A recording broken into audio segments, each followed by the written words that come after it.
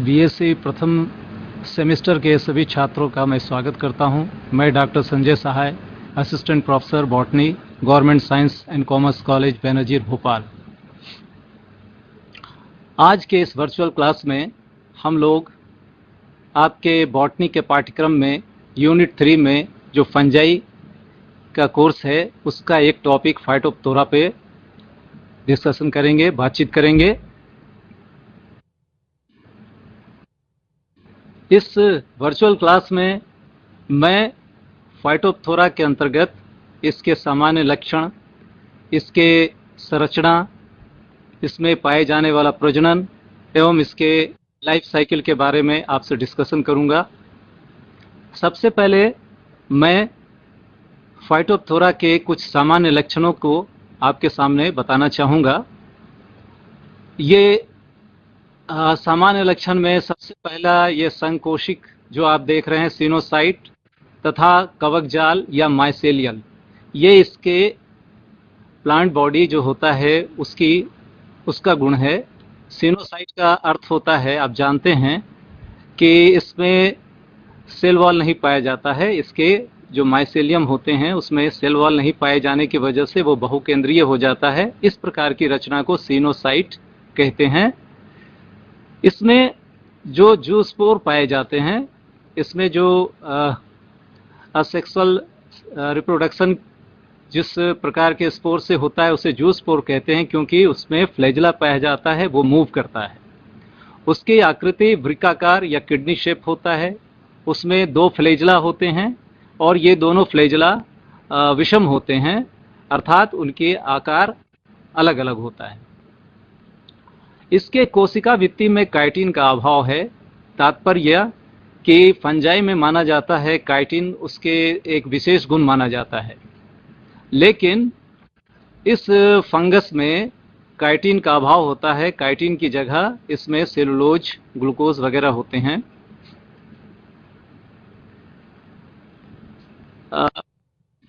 Phytophthora पादपों पर प्रायः परजीवी होता है। ज्यादातर इसके स्पीसीज परजीवी होते हैं। कुछ स्पीसीज इसमें मृतोपजीवी भी होते हैं, यानी सैप्रोफाइट्स भी होते हैं। इस जीनस में जो सबसे महत्वपूर्ण स्पीसीज है वो है फाइटोप्थोरा इन्फेस्टेंस, जो बहुत अति प्रसारित प्रजाति है और जो अपने late blight of potato disease के लिए विश्व भर में विख्यात है। फाइटोप्थोरा का वर्गीकरण इस प्रकार से है: यूमाइकोटा प्रभाग, उप प्रभाग मैस्टिगोमाइकोटिना, वर्ग ओमाइसिटीज, गण इसके पेरोनोस्पोरेल्स होते हैं और ये फैमिली या कुल पिथियेसी का है। ये वंश फाइटोप्थोरा, ये इसका क्लासिफिकेशन किया जाता है। पुराने क्लासिफिकेशन में उप प्रभाग में फाइकोमाइस्टिस भी बताया जाता था, पर आधुनिक क्लासिफिकेशन ये मैस्टिगोमाइकोटिना के नाम से उप प्रभाग जाने जाते हैं। इसकी संरचना इस प्रकार से है कि थैलस जो इसके पाए जाते हैं, जो प्लांट बॉडी होता है, वो अंश फालिक होता है, यानी यूकार्पिक होता है, जो बहुत ही पतले और माइसेलियल रचना पाई जाती है या माइसेलियम होता है। ये इसका प्लांट बॉडी होता है, माइसेलियम धागेनुमा, बहुत ही पतला। अंशफालिक का मतलब होता है कि कुछ फंगस ऐसे होते हैं जिसमें पूरा प्लांट बॉडी उसके सेक्सुअल रिप्रोडक्टिव बॉडी में बदल जाता है जब वो सेक्सुअल रिप्रोडक्शन करता है या सेक्सुअल रिप्रोडक्शन करता है। लेकिन अधिकांश फंगस यूकार्पिक होते हैं, जिसमें उसके कुछ खंड, पूरे प्लांट बॉडी के कुछ खंड रिप्रोडक्शन में भाग लेते हैं, बाकी वेजिटेटिव होता है। तो इस प्रकार की जो रचना को अंशफालिक कहते हैं। और दूसरे प्रकार जो मैंने कहा कि जो लोअर फंजाई के पूरे प्लांट बॉडी रिप्रोडक्टिव स्ट्रक्चर में बदल जाते हैं, उसे होलोकार्पिक कहते हैं। तो ये होलोकार्पिक ना होकर यूकार्पिक है। इसके कवक तंतु या माइसेलियम शाखित होता है, संकोशिक, पटहीन या सिनोसिटिक होता है। पट का निर्माण या सेल वॉल का निर्माण, सेल प्लेट का निर्माण जनन के समय होता है। इसके माइसेलियम 4 से 8 म्यू या माइक्रोन का होता है। ये इसका डायमीटर हुआ। ये पोषक में अंतराकोशिकीय एवं अंतरकोशिकीय दोनों रूप से पाए जाते हैं। अंतराकोशिकीय का अर्थ है होस्ट कोशिका या पोषक कोशिका के अंदर भी पाए जाना, और अंतरकोशिकीय का अर्थ है दो कोशिकाओं के बीच में जो अंतराल होते हैं उसमें पाए जाना। जैसा आपके सामने दिख रहा है कि वो जो गोल रचनाएं दिख रही हैं जो फोटो चित्र में, वो होस्ट का कोशिका है, पोषक का कोशिका है, और इन कोशिकाओं के बीच से जो धागे नुमा रचना दिख रही है वो अंतर कोशिका कवक जाल है, यानी जो फंगस फाइटोप्थोरा का कवक जाल है, माइसेलियम है, जो अंतर कोशिकीय दो कोशिकाओं के बीच में वृद्धि हुआ दिख रहा है।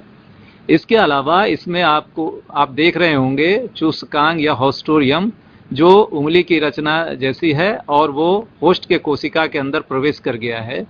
इस प्रकार की रचना चूसकांग पैरासाइट्स में या परजीवी में पाया जाता है, और इसका कार्य होता है ये पोषक कोशिका से अपना न्यूट्रिशन या भोजन प्राप्त करता है, सोखता है, अवशोषित करता है। ये फाइटोप्थोरा में या तो गोल होते हैं या गदाकारी या क्लब शेप्ड होते हैं।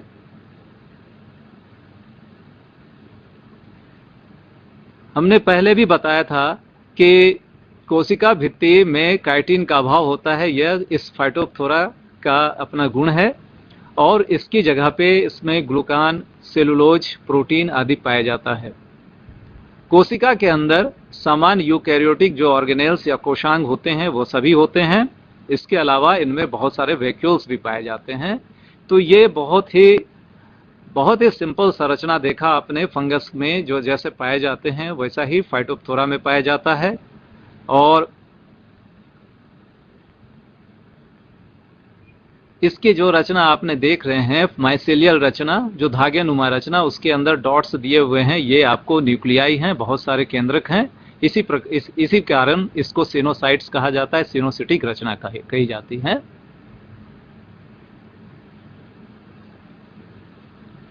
अभी तक हम लोगों ने फाइटोप्थोरा के संरचना के बारे में देखा।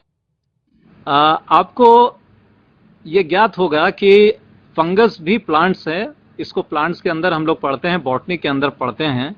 तो इस संरचना से आपको कौन से ऐसी चीज इसमें नहीं पाई गई जो कि प्लांट्स में पाई जानी चाहिए, आप में से कोई बता सकेंगे? हमारे बीएससी प्रथम सेमेस्टर के सभी छात्र छात्राएं हमारे पास सामने दिख रहे हैं। आप में कोई भी छात्र छात्रा ये बताने का प्रयास करें कि प्लांट्स में जो चीजें पाई जाती हैं उनमें से एक इम्पॉर्टेंट चीज है जिसके वजह से प्लांट बहुत जाना जाता है, और वो इस पूरे वर्ग में फंगस में नहीं पाए जाते हैं, जैसा आपने अभी फाइटोप्थोरा के संरचना के अध्ययन करते हुए देखा। आप में से कोई बताना चाहेंगे?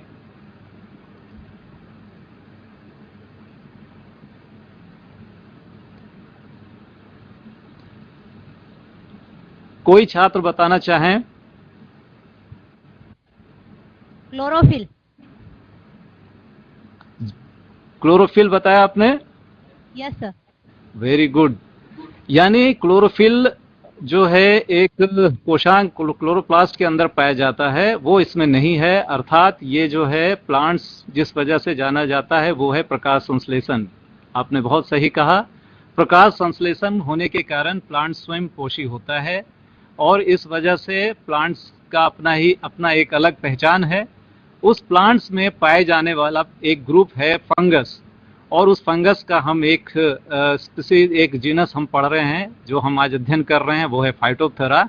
और इस पूरे ग्रुप में क्लोरोप्लास्ट नहीं पाया जाता है, इसी वजह से इसे यह स्वयं पोषी न होकर मृतोपजीवी या परजीवी के रूप में पाया जाता है। जैसा फाइटोप्थोरा के बारे में भी हमने शुरू में कहा कि या तो ये परजीवी होता है या मृतोपजीवी होता है, और जिसने आपने जवाब दिया ये बहुत अच्छी बात है। इस बात के लिए हमें बहुत अच्छा लगा, और बाकी छात्र छात्राएं जो भी हैं हमारे सामने दिख रहे हैं, आप भी इसी प्रकार से अलर्ट होकर के इसको समझें और हमें जवाब दें, तो हमें ज़्यादा अच्छा लगेगा। तो अब इसके बाद हम लोग फाइटोप्थोरा में पाए जाने वाले प्रजनन की विधियों के बारे में भी देखें। आमतौर पे जो छोटे पौधे होते हैं उसमें 3 प्रकार के प्रजनन की विधियां पाई जाती हैं।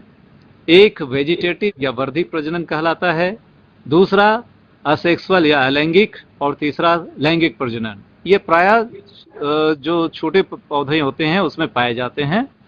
फाइटोप्थोरा में भी ये तीनों प्रकार के प्रजनन पाए जाते हैं। फाइटोप्थोरा में वर्धी प्रजनन सबसे आसान और सबसे ज़्यादा पाए जाने वाला जो प्रजनन की विधि है, यह कवक जाल के टूटने से बनता है। इसके प्रत्येक खंड एक पूरा कवक जाल बना सकता है, पूरा माइसेलियल बॉडी बना सकता है। इस प्रकार से ये अपनी संख्या में खूब आराम से अपनी वृद्धि कर सकता है।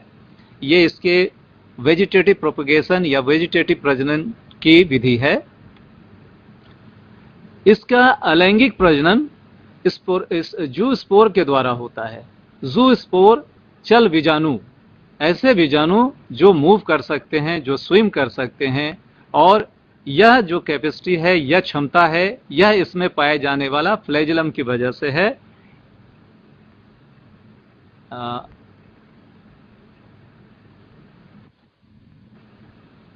ये देखिए, ये जो चल बीजाणु का एक चित्र आपके सामने दिख रहा है, ये किडनी या ब्रिक शेप का है, और इसमें दो प्रकार के फ्लैजिला हैं, और 2 फ्लैजिला भी हैं, और दोनों अलग अलग तरह के दिख रहे हैं। इस प्रकार की ये फ्लैजिलेट रचना है जूस्पोर का या चल बीजाणु का, जिसके कारण ये स्विम कर सकता है, पानी में तैर सकता है, पानी में मूव कर सकता है।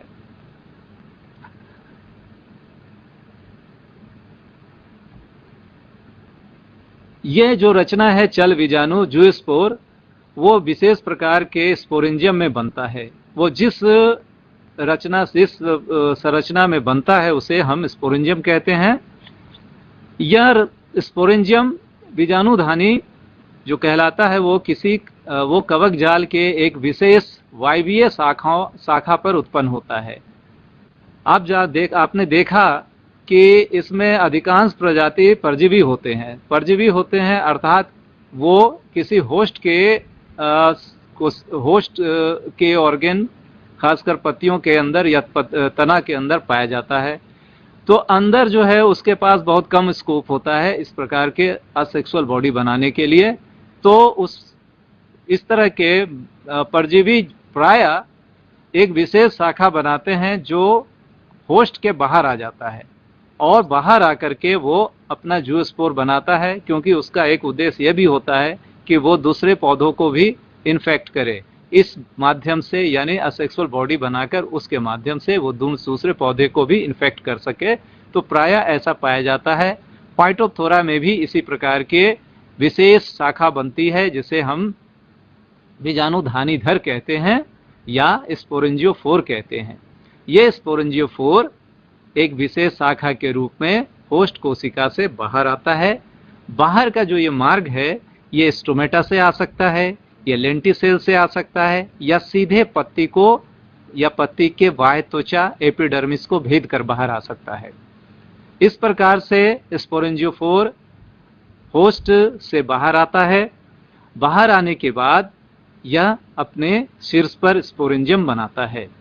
ये स्पोरेंजियोफोर बिल्कुल हाईलाइन या कचाब दिखते हैं, रंगीन दिखते हैं, पतले होते हैं, अपरिमित होते हैं, और संदितानी रूप से शाखित मोनोपोडियल होते हैं, और पट भी बन जाता है इसमें। जैसा हमने कहा कि असेक्सुअल रिप्रोडक्शन बनते समय उसमें कभी एक आध सेप्टम बनते हैं। ये इसकी संरचना है, आप देख रहे हैं।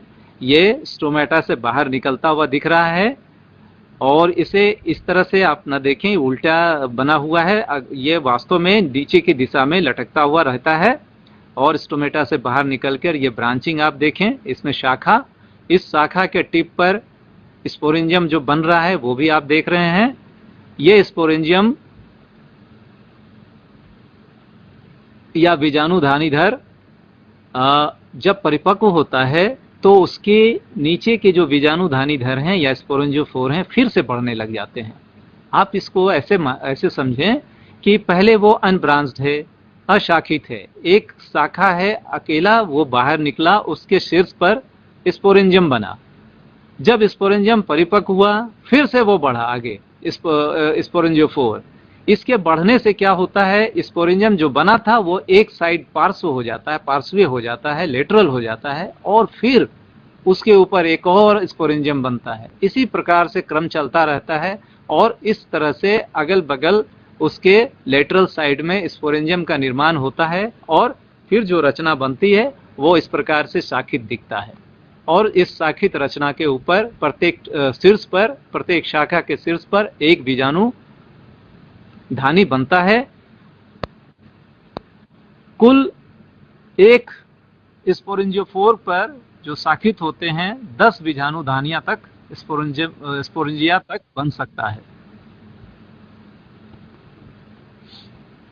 एक स्पोरेंजियम की संरचना इस प्रकार से है, वो हाईलाइन या कचाप दिखता है, रंगीन दिखता है या हल्का पीला हो सकता है, जिसमें बहुत सारे केंद्रक होते हैं, बहुकेंद्रिकीय रचना है। शेप में, आकार में यह अंडाकार होता है या नाशपाती के जैसा होता है। इसकी डायमेंशन, इसका जो डायमेंशन है लंबाई और मोटाई, वो 22 से 23 म्यू और 16 से 24 म्यू तक होता है, माइक्रोमीटर तक होता है। इसका शीर्ष पेपिलामय या पेपिलेट होता है और आधार पे एक छोटा सा वृंत या डंठल होता है। यह जो देख रहे हैं स्पोरेंजियम की रचना है, आप देख रहे हैं, जो मैंने टिप पर एक तिकोनी जैसे रचना बनाई है, एक उसके नीचे लाइन खींचकर, ये पेपिला है। इसी प्रकार की रचना है, यह अंडाकार दिख रहा है और नीचे वो डंठल से लगा हुआ स्पोरेंजियोफोर से जुड़ा हुआ है।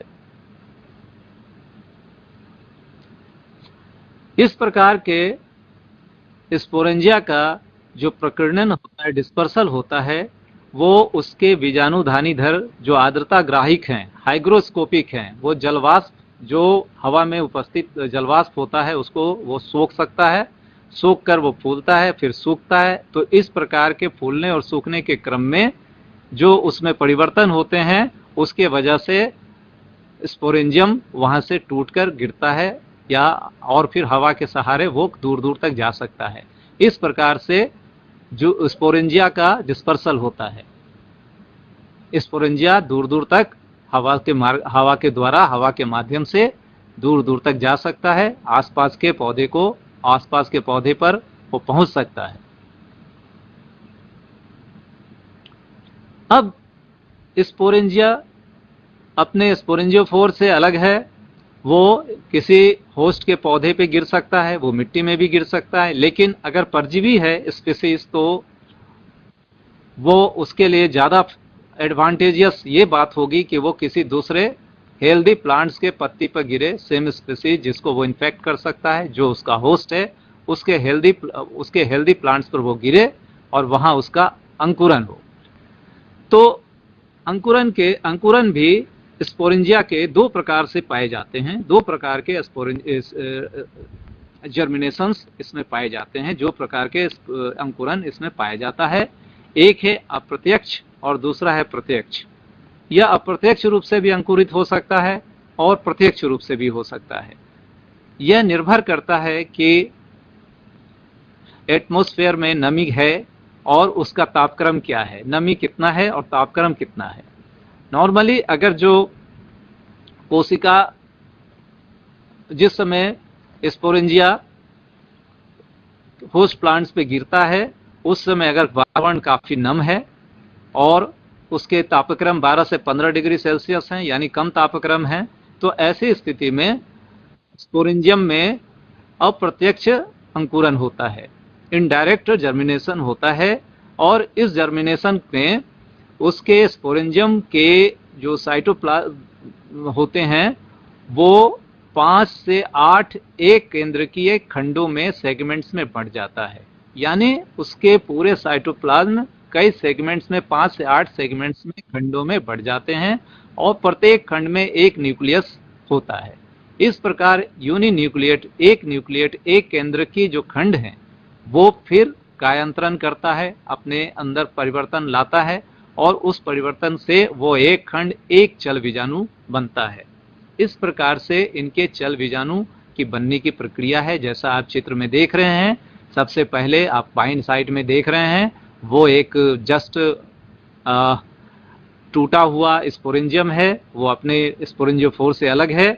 इसके बाद उसमें अंकुरन शुरू होता है, आरंभ होता है। उसके साइटोप्लाज्म खंडों में बंट गए हैं, प्रत्येक खंड में आप एक न्यूक्लियस देख रहे हैं। और इसके बाद कायांतरण के फलस्वरूप आप देख रहे हैं वृक्क के शेप में कई जो स्पोर्स बन के तैयार हैं, और इनके जो दो फ्लेजला हैं, कशाभ हैं, वो दोनों लेटरल हैं, पार्श्वीय हैं। उसका जो उसके पोजीशन है वो लेटरल है। इस प्रकार के जू स्पोर्स बनते हैं। इस प्रकार से एक स्पोरेंजियम से कई जू स्पोर्स बन के निकलते हैं।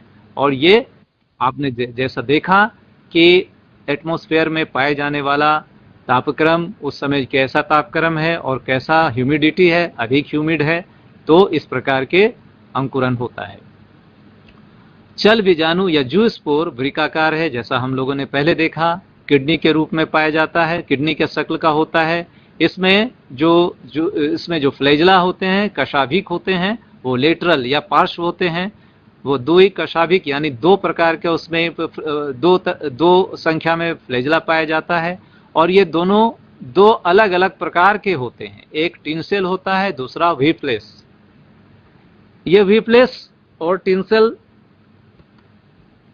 यहां आपको क्लियर होगा। देख रहे हैं कि एक फ्लेजलम में आपके रुएं जैसी रचना पाई जा रही है और एक बिल्कुल स्मूथ है। जो स्मूथ है वो वीप्लेस है, और जिस पे रुएं जैसी रचना पाई जाती हैं वो टिनसेल प्रकार का फ्लेजलम है। जूस्पोर के अंदर रिक्तिका या वैक्यूल्स पाया जाता है। इसके बाहर भित्ति नहीं होता है, भित्ति रहित होता है, और प्रत्येक जूस्पोर एक केंद्र की यानी यूनिन्यूक्लिएट होता है। चल बीजाणु या जूस्पोर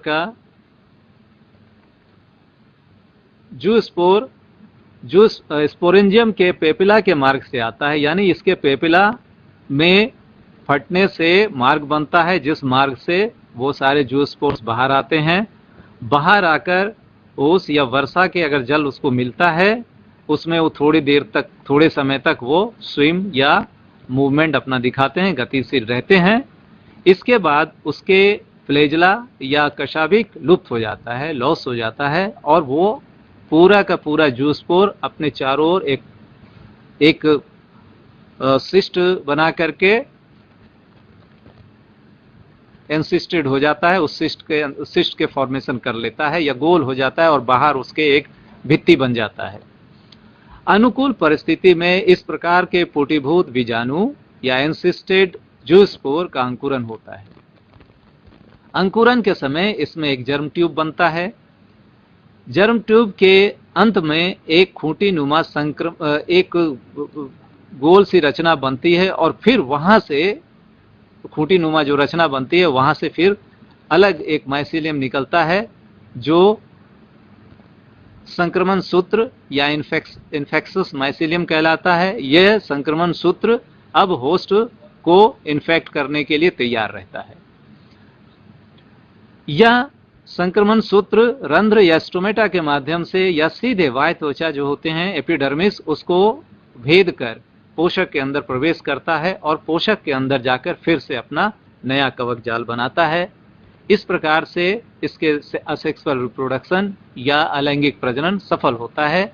एक पौधे में कई स्पोरेंजियोफोर्स बनते हैं, और उस एक स्पोरेंजियोफोर पे कई स्पोरेंजिया बनते हैं। उस एक स्पोरेंजियम में कई जूस्पोर्स बनते हैं, और प्रत्येक जूस्पोर अपना एक माइसेलियम बनाता है। इस प्रकार से कई फंगस का प्रजनन होता है, और उसके संख्या में बढ़ते हैं, और अधिक से अधिक वो पौधे को इन्फेक्ट कर सकता है अगर सारी चीजें अनुकूल हों।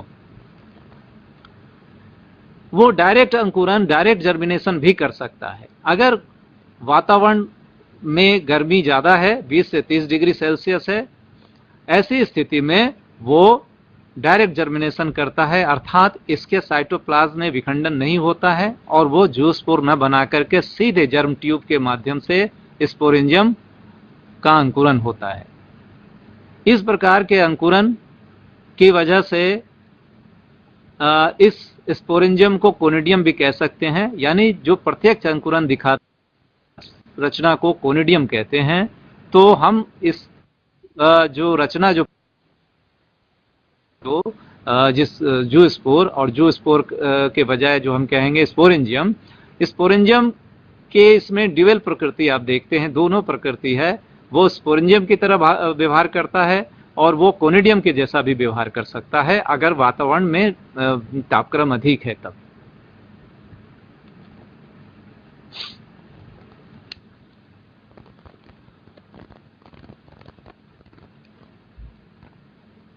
फाइटोप्थोरा में लैंगिक प्रजनन oogamous प्रकार का होता है।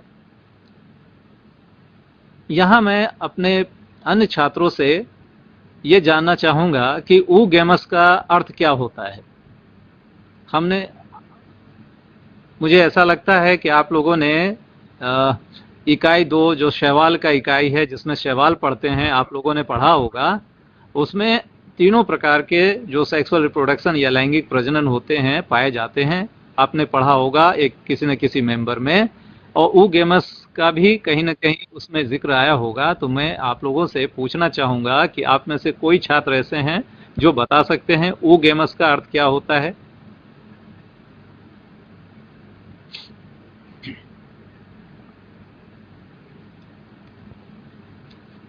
चलिए मैं आपको बताना चाहूंगा कि प्लांट किंगडम में 3 प्रकार के सेक्सुअल रिप्रोडक्शन पाए जाते हैं। इसमें जो है आधार होता है कि जो गैमेट्स होते हैं, मेल और फीमेल गैमेट्स, वो किस प्रकार के हैं। अगर दोनों एक जैसे हैं, एक ही आकृति के हैं और एक ही साइज के हैं तो हम जानते हैं उसे आइसोगेमस कहते हैं। दूसरा होता है अगर एक छोटा हो, मेल प्राय छोटा होता है और फीमेल, और दोनों जो है दोनों में मूवमेंट होते हैं, दोनों गतिशील होते हैं, तो ऐसे प्रकार के लैंगिक प्रजनन को अनआइसोगेमस कहते हैं। oogamous में जो फीमेल गैमीट होता है वो नॉन मोटाइल होता है, उसमें गतिहीन होता है, और दूसरा जो मेल गैमीट होते हैं उसमें गतिशीलता पाई जाती है। इस प्रकार के जो लैंगिक प्रजनन होते हैं उसको oogamous कहते हैं। इस प्रकार का oogamous लैंगिक प्रजनन फाइटोप्थोरा में पाया जाता है। अधिकतर oogamous ही पाया जाता है, जो लोअर प्लांट्स हैं बहुत ही उसमें पाया जाता है आइसोगेमस और एनआइसोगेमस प्रकार के लैंगिक प्रजनन। फाइटोप्थोरा में जो दूसरी विशेषता है कि उसमें हेटेरोथैलिज्म या विषम जालिक ये पाया जाता है। विषम जालिक का अर्थ है कि सेक्सुअल रिप्रोडक्शन लैंगिक प्रजनन तभी सफल होगा जब 2 अलग अलग प्रकार के माइसेलिया आसपास में ग्रो कर रहे होंगे। तात्पर्य एक होस्ट के अंदर 2 प्रकार के माइसेलिया पाए जाएं। एक प्लस कहा जाता है पॉजिटिव, दूसरा नेगेटिव। यहाँ चूंकि देखने में कोई फर्क नहीं होता मॉर्फोलॉजिकल, तो ऐसी स्थिति में मेल फीमेल शब्द का प्रयोग नहीं होता है जहाँ पे। तो ये जो विषम जालिकी या हेटेरोथैलिज्म है, वहां से उन फंगस के लिए इस शब्द का प्रयोग किया गया था कि जब देखने में दोनों एक जैसे हों लेकिन वो व्यवहार अलग अलग करते हों, यानी दोनों में कोई भी स्पष्ट सेक्सुअल बॉडीज ना बन रहा हो लेकिन दोनों के बीच में सेक्सुअल रिप्रोडक्शन हो। और ये भी जरूरी है कि उसमें से एक ही प्रकार के जो माइसेलियम होते हैं वही अगर 2 अगल बगल पाए जाएं तो उसके बीच में नहीं हो सेक्सुअल रिप्रोडक्शन। तो ऐसी स्थिति में होमोथैलिज्म और हेटेरोथैलिज्म जैसे शब्दों का उपयोग किया गया था। यहाँ चूंकि दोनों दिखते तो हैं बिल्कुल अलग अलग, एक तो एंथ्रीडियम और वुगोनियम, ये जो दोनों हैं वो दोनों रचना बिल्कुल स्पष्ट दिखते हैं अलग अलग, लेकिन ये दूसरे जो है बात वो ये है कि एक ही प्रकार के माइसेलियम को अगर हम खंडित करके 2 माइसेलियम तैयार करें और उन दोनों के बीच में अगर आपस में सेक्सुअल रिप्रोडक्शन ना हो तो इसका मतलब है कि उसमें हेटेरोथैलिज्म है। क्योंकि अगर एक ही माइसेलियम, एक ही कवक जाल के 2 खंड हैं तो उनके न्यूक्लियाई, उनके अंदर जो पाए जाने वाले न्यूक्लियाई हैं बिल्कुल एक जैसे होंगे या जेनेटिकली दोनों एक जैसे होंगे, तो उनके बीच में रिप्रोडक्शन, सेक्सुअल रिप्रोडक्शन नहीं पाया जाना, इसका मतलब है कि उसमें सेल्फ इनकम्पैटिबिलिटी या स्वबंध्यता है, या वो हेटेरोथैलिक है, वो एक ही थैलस के या एक ही माइसेलिया से बने हुए एक ही माइसेलिया के दो खंडों से बने हुए सेक्सुअल बॉडीज के बीच में रिप्रोडक्शन नहीं होता। तो ये जरूरी है कि सेक्सुअल रिप्रोडक्शन के लिए दो प्रकार के माइसेलिया जरूर पाए जाएं, और इस वजह से ऐसा चांस हमेशा नहीं मिलता। इसलिए सेक्सुअल रिप्रोडक्शन बहुत कम मिलता है। आमतौर में नेचर में सेक्सुअल रिप्रोडक्शन कम मिलता है। इसका यही वजह है कि इसमें हेटेरोथैलिज्म पाया जाता है। यह जरूरी है कि दो प्रकार के माइसेलिया हों, होस्ट के अंदर आसपास बढ़ रहे हों। सेक्सुअल रिप्रोडक्शन अगर हो रहा है, दो प्रकार के माइसेलिया हैं होस्ट के अंदर, तब भी यह है इसमें कि पहले मेल ऑर्गन का या एंथ्रीडियम का पहले विकास होता है। इसलिए इस प्रकार के सेक्सुअल रिप्रोडक्शन को प्रोटेंड्रस कहते हैं, जिसमें एंथ्रीडियम का पहले विकास हो ओगोनियम से। जो मेल रचना है वो एंथ्रीडियम है और जो फीमेल रचना है उसको ओगोनियम कहते हैं। तो एंथ्रीडियम का पहले विकास होने को प्रोटेंड्रस कहते हैं। पुंधानी या ओगोनियम, ये अब इसका यह है कि पोजीशन के आधार पर भी जो पोजीशन होते हैं, जो हाँ यहां देखें आप कि एंथ्रीडियम और ओगोनियम के पोजीशन जो है दो प्रकार के हो सकते हैं। दोनों पैरेलल पाया जाता है, दोनों खड़े हैं, एक देख रहे हैं ऊपर में, तो ऐसी रचना एम्फीगाइनस कहलाते हैं।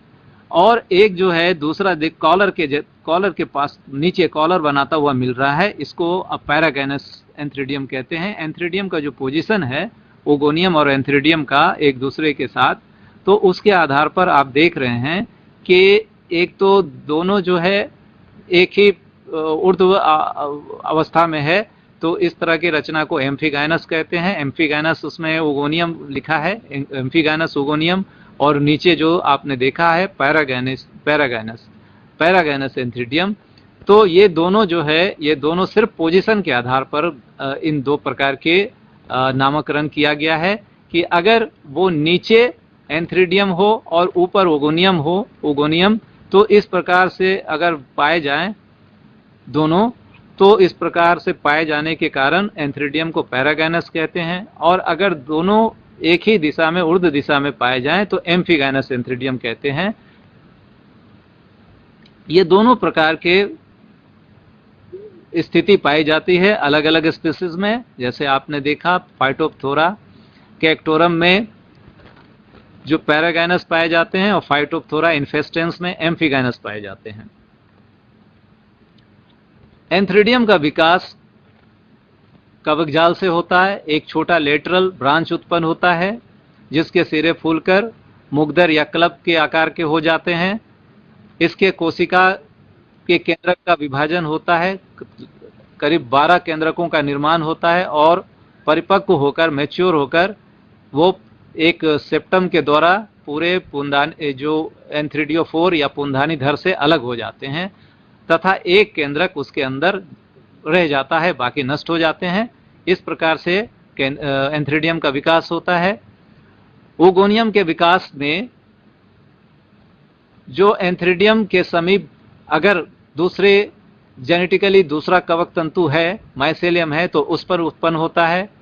वो तंतु जो उस तंतु से एक शाखा निकलकर वो एंथ्रीडियम के अंदर से होता हुआ वो ऊपर की तरफ या दूसरी तरफ निकल जाता है। जैसा आप देख रहे हैं कि पहले एंथ्रीडियम का विकास हो चुका है और ओगोनियल जो ब्रांच निकला है ओगोनियोफोर, जिसके शीर्ष पर ओगोनियम का विकास होना है, वो एंथ्रीडियम के अंदर से होता हुआ वो दूसरी साइड में निकल जाता है।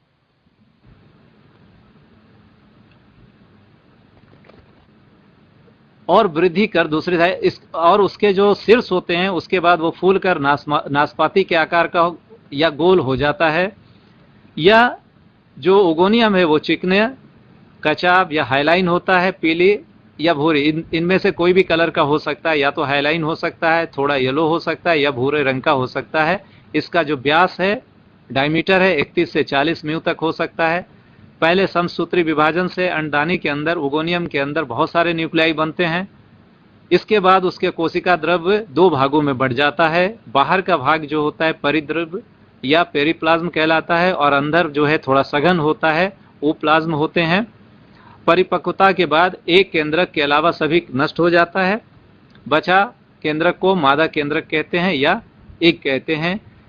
निषेचन फर्टिलाइजेशन के समय पुंधानी से 2 या 3 पेपिला अंडधानी की तरफ बढ़ता है। अंत में एक का संपर्क अंडधानी से होता है। संपर्क स्थल घुल जाता है और इस प्रकार से नर केंद्रक अंडधानी में प्रवेश करते हैं, ओगोनियम में प्रवेश करते हैं और मादा केंद्रक के साथ मिलकर के उनका फर्टिलाइजेशन होता है। फर्टिलाइजेशन के पश्चात ये देख रहे हैं बाएं साइड में फर्टिलाइजेशन की क्रिया दिखाई जा रही है। फर्टिलाइजेशन जो है पहले में सिर्फ जो है सेंटर में केंद्र में आप देख रहे हैं एक केंद्रक दिख रहा है और दूसरे में 2 केंद्रिकाएं दिख रही हैं जिसमें एक मेल है और फीमेल है। इनके जो है मिलने से फर्टिलाइजेशन संपन्न होता है और फिर फर्टिलाइजेशन के बाद वो जायगोट कहलाता है। जायगोट चारों तरफ से एक मोटी भित्ति से घिर जाता है। घिरने के बाद वो ऊसफेर का रचना करता है। अनुकूल परिस्थिति में आने के अनुकूल परिस्थिति में यह फिर जर्मिनेट करके स्पोरेंजियोफोर, जैसा आप देख रहे हैं स्पोरेंजियोफोर और स्पोरेंजियम का निर्माण करता है। स्पोरेंजियम से फिर उसी प्रकार के चल बीजाणु या जू स्पोर्स बनते हैं। यानी जायगोट का पुनः जो है जर्मिनेशन होता है और जर्मिनेशन के बाद चल बीजाणु जू स्पोर्स बनते हैं। हेट्रोथेलिक होने की वजह से दोनों प्रकार के जू स्पोर्स जो हैं दोनों प्रकार के इसमें बनते हैं, पॉजिटिव और निगेटिव, और फिर वो 2 अलग अलग प्रकार का माइसेलिया बनाता है, कवक जाल बनाता है। कई बार ओगोनियम बगैर फर्टिलाइजेशन का भी वो ग्रो करता है और उसको जो है उसमें जर्मिनेशन हो सकता है, ऐसा भी होता है। इसको इस प्रकार की जो है इस प्रकार का जो फर्टिलाइजेशन है पार्थेनोजेनेसिस वो भी पाया जाता है। इसमें जो अंकुरन जो जैसा आपने देखा वो कुछ विश्राम काल के बाद रेस्टिंग पीरियड के बाद होता है। इस अंकुरन के पहले आपने देखा कि 2 न्यूक्लियाई मिले हैं फर्टिलाइजेशन के समय, तो उससे जो उसके अंदर न्यूक्लियस होगा जो बना होगा जायगोट के अंदर, उसमें डिप्लॉयड हो गया होगा, क्रोमोसोम की संख्या डबल हो गई होगी। तो अब इसको मियोसिस या अर्धसूत्री विभाजन की जरूरत होगी ताकि फिर से वो हैप्लॉइड हो जाए। तो ये काम यहाँ होता है जर्मिनेशन से जस्ट पहले। अंकुरन से पहले एक मियोसिस होता है और मियोसिस के बाद जो जू स्पोर्स बनते हैं, जो खंड बनते हैं, वो फिर से हैप्लॉइड हो जाते हैं और इस प्रकार से जो पौधे हैप्लॉइड पाए जाते हैं, यानी फाइटोप्थोरा हैप्लॉइड होता है, वो हैप्लॉइड पुनः यहाँ पे जूस्पोर में जूस्पोर बनने से पहले मियोसिस होने की वजह से हो जाता है।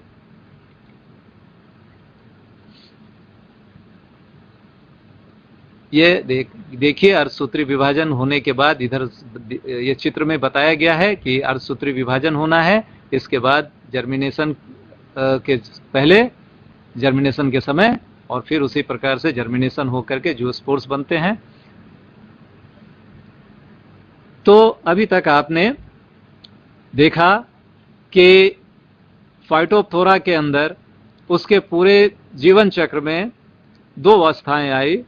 एक तो असेक्सुअल अवस्था, असेक्सुअल रिप्रोडक्शन की अवस्था आई जिसमें जूस्पोर्स बने, जूस्पोर्स का जर्मिनेशन हुआ और जर्मिनेशन के फलस्वरूप फिर से माइसेलियम, नए माइसेलियम बने और नया फाइटोप्थोरा इन्फेस्टेंस का इंडिविजुअल्स बन के तैयार हो गया। पूरे अगर ये पैथोजेनिक स्पीसीज है जैसे फाइटोप्थोरा इन्फेस्टेंस जिसकी वजह से लेट ब्लाइट होता है, तो ये अपने पूरे सीजन में जब वो खेतों में आलू का पौधा होता है तो कई बार ये असेक्सुअल रिप्रोडक्शन कर सकते हैं, माइसेलियम बन सकता है नए नए पौधे पे गिर के, फिर वहाँ स्पोरेंजियोफोर की रचना होती है, फिर स्पोरेंजिया बनता है, उससे जूस्पोर्स बनते हैं और ये साइकिल चलता रहता है। प्रतिकूल परिस्थिति आती है यानी सीजन का जब एंड होता है तो प्रायः सेक्सुअल रिप्रोडक्शन होता है अगर उसमें दोनों प्रकार के माइसेलियम हैं। और सेक्सुअल रिप्रोडक्शन के बाद इसमें दोनों प्रकार के चक्र पूरा होता है, असेक्सुअल रिप्रोडक्शन का और सेक्सुअल रिप्रोडक्शन का, और इन दोनों चक्र को मिलाकर हम इसके जो है फाइटोप्थोरा इन्फेस्टेंस या फाइटोप्थोरा का लाइफ साइकिल के अंतर्गत हम देखते हैं। लाइफ साइकिल के अंतर्गत असेक्सुअल साइकिल और सेक्सुअल साइकिल दोनों का अध्ययन किया जाता है। अगर दोनों पाए जाते हों तो आपने अभी तक जो देखा उसका सम अप, उसका पूरा सार जो है इस स्लाइड में दिख रहा है। आप ऊपर की तरफ देख रहे हैं कि सोमेटो सबसे सेंटर में केंद्र में सोमेटिक हाइफा दिखाया जा रहा है। यहाँ पे दोनों प्रकार के हाइफा या माइसेलियम दिखाया जा रहा है, प्लस और माइनस, ऊपर और नीचे। एक माइसेलियम को हम लेकर चल रहे हैं और उसमें हम दिखा रहे हैं कि उसमें असेक्सुअल रिप्रोडक्शन शुरू हो गया है।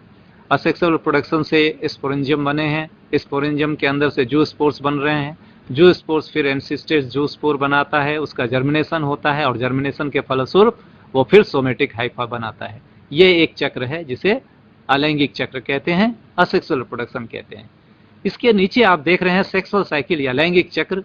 यहाँ पे दोनों प्रकार के माइसेलियम मिलकर के काम करता है।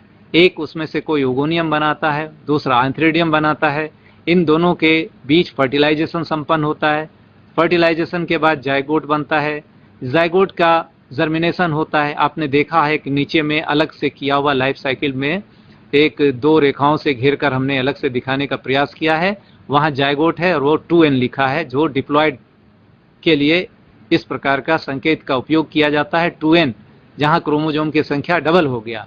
एक सेट कहाँ से, एक सेट आया मेल गैमेट से और दूसरा फीमेल गैमेट से। इन दोनों के मिलने से वो डबल हो गया और डिप्लॉयड हो गया।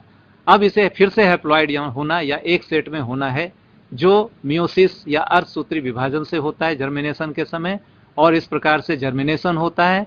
फिर आप देख रहे हैं कि दो प्रकार से जूस्पोर्स दिखाए जा रहे हैं, एक प्लस और एक माइनस। प्लस जूस्पोर जर्मिनेट करके प्लस माइसेलियम बनाएंगे, माइनस जूस्पोर जो है माइनस बनाएंगे। ये माइनस प्लस का अर्थ है कि इसमें सेक्सुअली जो है वो दो अलग प्रकार के हैं, दो अलग प्रकार के माइसेलियम जेनेटिकली दो अलग प्रकार के हैं, और ये दोनों इस प्रकार से अंतर रखते हैं कि इन दोनों के बीच में सेक्सुअल रिप्रोडक्शन हो सकता है। लेकिन अगर आप एक माइनस माइसेलियम के खंड से और भी एक माइसेलियम बनाए और उन दोनों को एक साथ रखें तो उसके बीच में नहीं हो सकता है। ना ही प्लस प्लस के बीच में हो सकता है, ना ही माइनस माइनस के बीच में हो सकता है। इसलिए इसको अलग करने के लिए ये माइनस और प्लस का संकेत का उपयोग किया जाता है इस प्रकार के हेटेरोथेलिक स्पीसीज में। तो इस प्रकार से फाइटोप्थोरा का जीवन चक्र के बारे में हम लोगों ने पढ़ा, हम लोगों ने देखा। अब छात्रों, मैं यहाँ पर अपनी ओर से जो कहे जाने वाली चीज है उसको रोकता हूं और आपको आमंत्रित करता हूं कि इस पूरे जो क्लास थी आज, जो हम लोगों ने देखा, उस डिस्कशन में आपको कोई ऐसी बात लगी हो जहां आपको कोई शंका हो तो आपके तरफ से हम सवाल आमंत्रित करते हैं।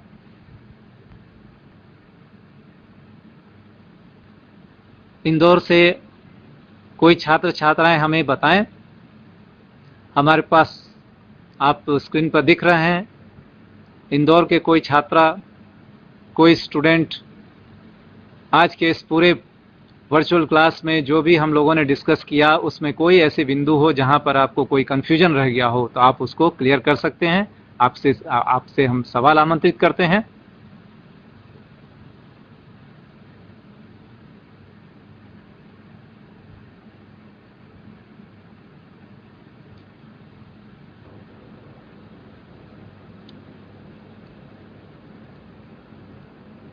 दूसरे जगह से खंडवा से भी हम आमंत्रित करते हैं। खंडवा के कोई छात्र बताएं, बैतूल, खरगोन, जो भी हैं हमारे सामने। आज के इस क्लास में हमने जो आपके साथ डिस्कस किया फाइटोप्थोरा, उससे संबंधित कोई भी सवाल हो तो आप पूछें।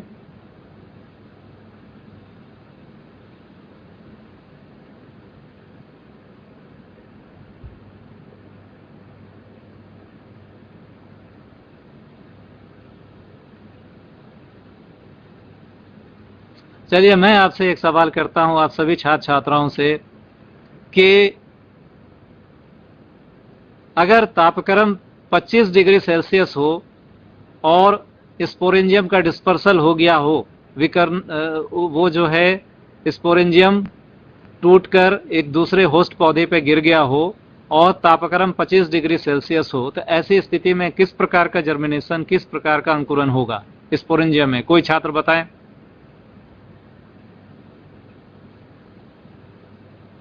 बैतूल से बताएं, बहुत से छात्र छात्राएं दिख रहे हैं।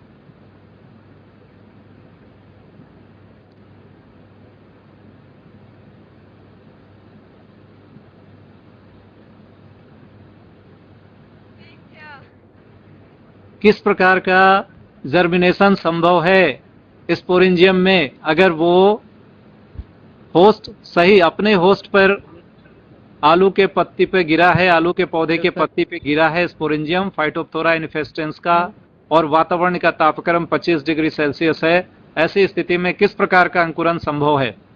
हेलो सर, प्रत्यक्ष अंकुरन। हेलो। हाँ बताएं। प्रत्यक्ष अंकुरन। प्रत्यक्ष अंकुरन, वेरी गुड। देखिए सभी छात्र छात्राएं सुने, प्रत्यक्ष होगा, डायरेक्ट होगा, चूंकि 20 से 30 डिग्री सेल्सियस के बीच 25 डिग्री मैंने बताया था, वो सीधा अंकुरित करेगा और सीधे उससे इन्फेक्शियस हाइफी या संक्रमण वाले जो है तंतु बनेगा और वो जाकर के नए पौधे को इन्फेक्ट करेगा और फिर से वो अपना जीवन चक्र शुरू करेगा। तो ये डायरेक्ट जो जर्मिनेशन होते हैं वो इस प्रकार के तापक्रम पे बनते हैं। अब आप बताएं, आपकी तरफ से कोई क्वेश्चन अभी भी बताएं।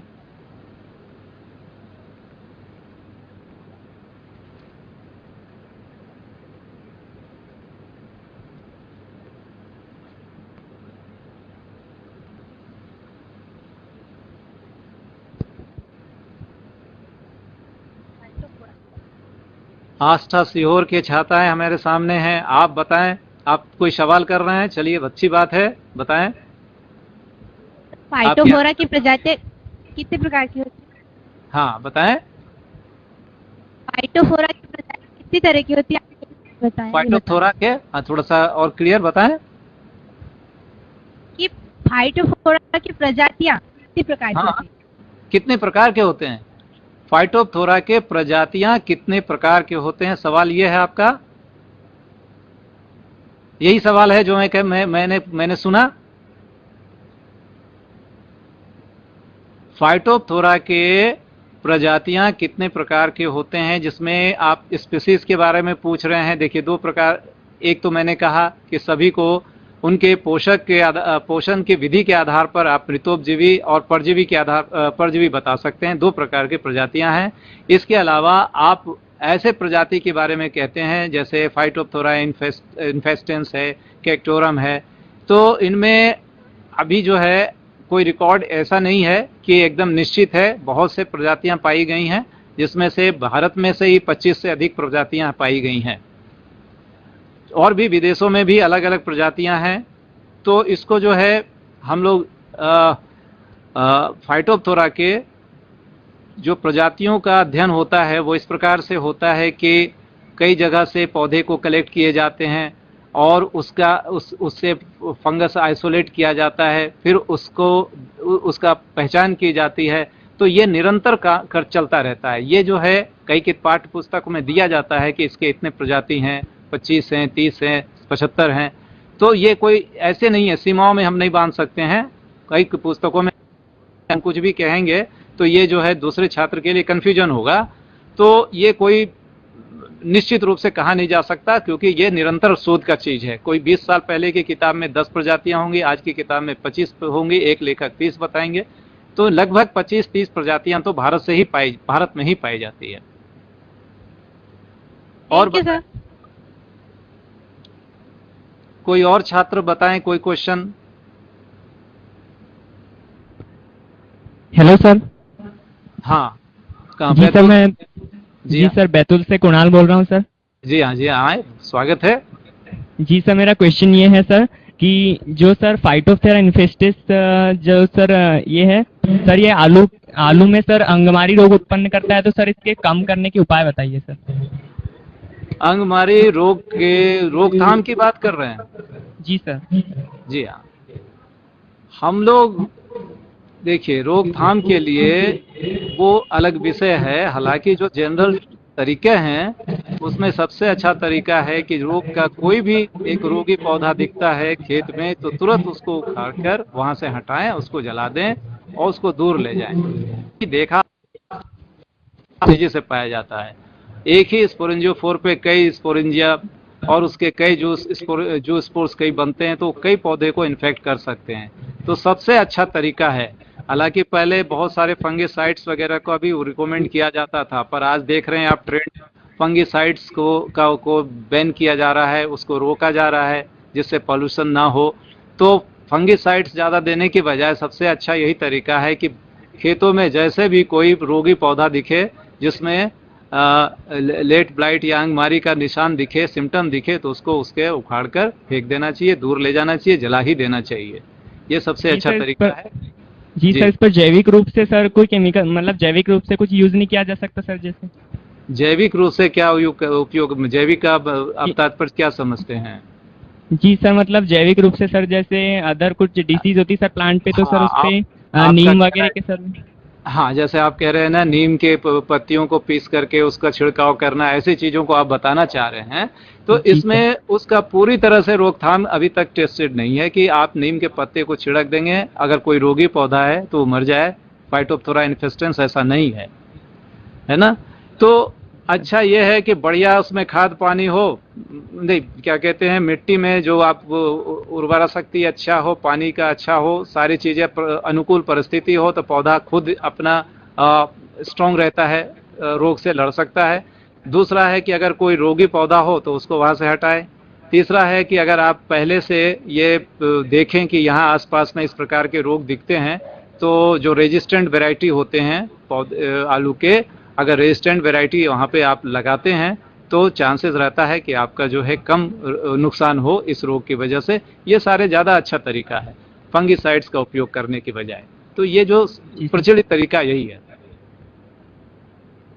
जी सर, आपका लेक्चर बहुत अच्छा लगा सर सुनकर। अरे भाई थैंक यू। और आप, मुझे भी बड़ा अच्छा लगा कि आपने उठ करके हमसे सवाल पूछा।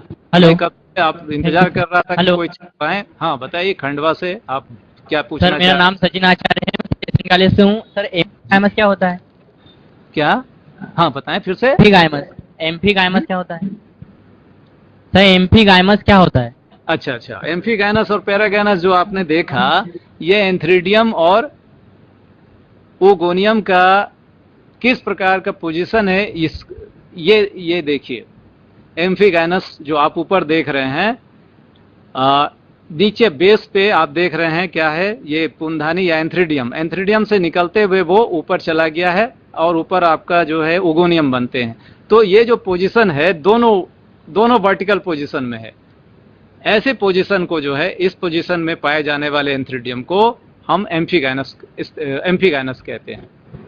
ओके, थैंक यू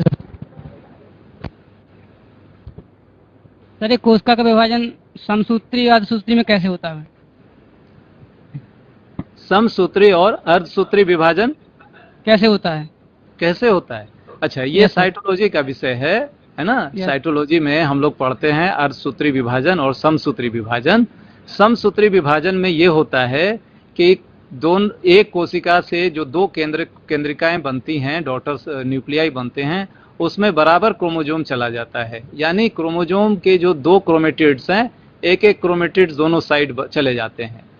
ठीक है, मान लीजिए कि उसमें 6 क्रोमोजोम है तो प्रत्येक क्रोमोजोम में 2 क्रोमेटिड्स हैं, तो प्रत्येक 6 के एक क्रोमेटिड 6 और दोनों न्यूक्लियाई के साइड चले गए और फिर वो एक क्रोमेटिड वहां जाकर फिर से 2 क्रोमेटिड में बदल गया डीएनए रेप्लिकेशन से। तो दोनों जो न्यूक्लियाई बने उसमें फिर से 6 क्रोमोजोम्स हो गए। तो इस प्रकार के जो डिवीजन है वो समसूत्री विभाजन कहलाते हैं। इसके वजह से जो 2 सेल्स बनते हैं या 2 न्यूक्लियाई बनते हैं, उसमें क्रोमोजोम की संख्या वही होती है जो पेरेंटल सेल में होता है।